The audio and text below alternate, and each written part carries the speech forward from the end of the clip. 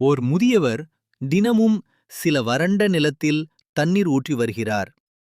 அதை கடந்து செல்லும் சிலர் ஆரம்பத்தில் அதை பெரிதாக கண்டுகொள்ளவில்லை. பல மாதங்கள் கடக்கின்றன.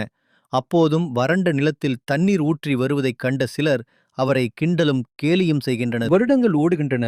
அப்போதும் பெரியவர் தண்ணீர் ஊற்றிக் கொண்டேதான் வருகிறார்.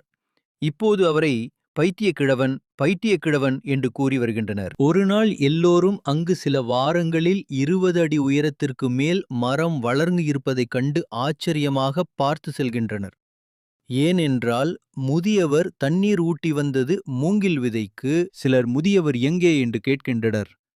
அவர் இல்லை, சில வாரங்கள் முன்பு இறைவனடி சேர்ந்து விட்டார் என்ற செய்தியை அறிந்து மிகவும் வருந்துகிறார்கள். தங்கள் தவறை உணர்கின்றனர். மோரல் ஆஃப் த ஸ்டோரி: மூங்கில் அது வளரும் முன்பு தன் அடித்தளத்தை பலப்படுத்தும். நாம் ஒரு செயலை தொடங்கும் முன்பு அதன் அடித்தளத்தை பலப்படுத்த வேண்டும்.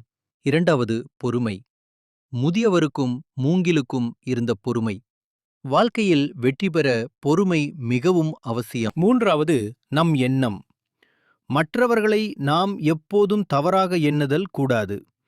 நம் எண்ணம் எப்போதும் பாசிட்டிவாக இருக்க வேண்டும்.